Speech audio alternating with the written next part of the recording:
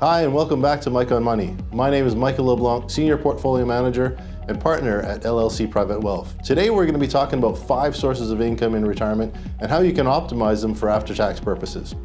Most people go through preparing for retirement, thinking about the saving side of things, getting ready, putting money away, and putting it to work for you through your investments. But not a lot of thought tends to go into the exit plan, how you're going to get that income out and in the most efficient way possible. And that's really a big component of a strong financial plan. Today we're going to be talking about 5 different sources. We're going to talk about your pensions, government pensions. We're going to talk about private pensions, whether you're self-employed or working for a corporation. We'll talk about registered funds, so your RRSPs and tax-free savings accounts. Investment accounts, and these are your taxable accounts, and of course real estate investing and how you can turn that into income. A big part of this is to make sure that you're diversified in the different flows of income when you are in retirement, because a lot of people hear the different stories in the media about RSPs not being a great investment tool because when you do go to take the money out, you've not diversified the different types of income that you're getting, and you end up paying a lot of taxes, often higher taxes, the discounts or the write-offs you got for putting the money into the RSP. So we're going to cover how you can avoid those types of pitfalls. So let's start with pensions. So the government pensions, there's basically 3 types here in Canada. CPP, your Canadian Pension Plan, that's the one you contribute through your paychecks from age 18 to 65. If you're working here in Canada, everyone qualifies for a different amount. You can take it, start taking it as early as 60 or delay it past 65 and get higher amounts. There's not a lot of playing around with that other than some income splitting with spouses, but it needs to be taken into account in your overall income plan.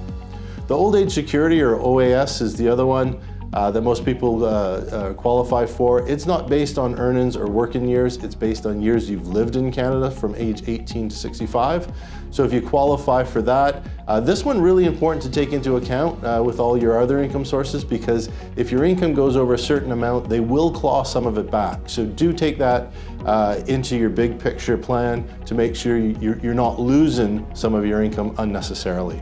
The GIS, or Guaranteed Income Supplement, is for lower income families in Canada that will top up your pensions, and that kicks in at 65 as well.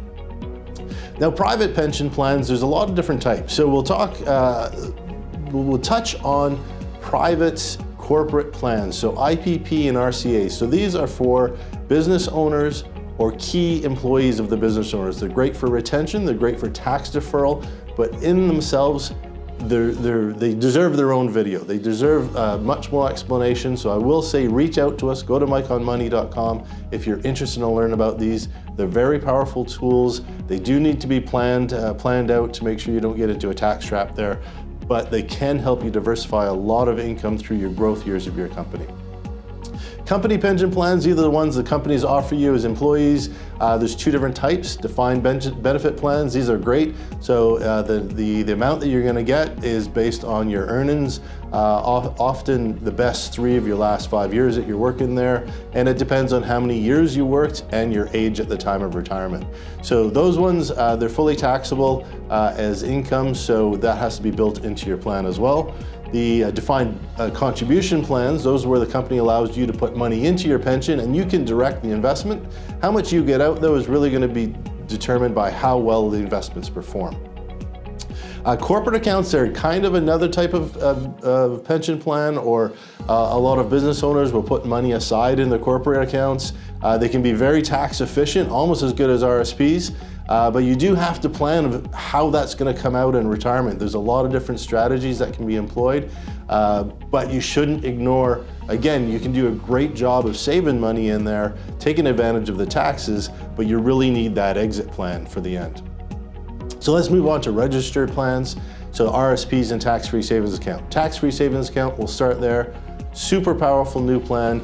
Fairly limited as to how much you can put in there. The contribution amount moves with inflation. Last year was $6,000, next year is going to be $6,500 that you can put in, but your lifetime amount come 2023 should be close to $90,000 that you can put in there. So really powerful. Money goes in, no deductions, comes out all tax-free. So that one's a must use. RSPs are also a really great plan for your especially your higher tax years. Get in that deduction room, but again, you don't want to fall into that tax trap. You really have to plan the exit and how it's going to work with all your other sources. So don't ignore the RSPs, don't listen to them, over-listen to the media. Make sure you have a plan, it will work for you. Investment or taxable accounts. These ones are usually the challenge during your working years because they are taxable, so your investments throughout those years can create tax burdens for you or tax challenges for you, but on exit, so in retirement, they actually have the most diversification where you can use dividends and capital gains to reduce your overall tax brackets. Really important to use those.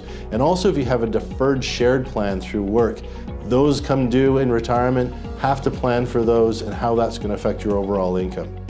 Now real estate, this one's another one that can do its own video on. So there's rental income, great way to have retirement and cash flow, but do keep in mind it's taxed just like income. It's at your top marginal tax bracket. There are some deductions. If you plan right, you can really bring that down and minimize the impact, but it takes planning, so don't wait till retirement before doing that. Reverse mortgages, I highly don't recommend. They're very specific situations where they can come into play and be worthwhile. Definitely reach out to us for a consultation on that one before stepping into that. And of course, downsizing. A lot of people have built up a lot of equity in your home.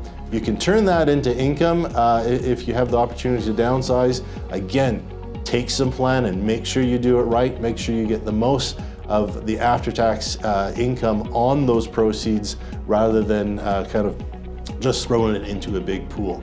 So as you can see, there's a lot of different sources, but the real strategy is how you're going to blend the 5 together to make sure you have an efficient after-tax cash flow.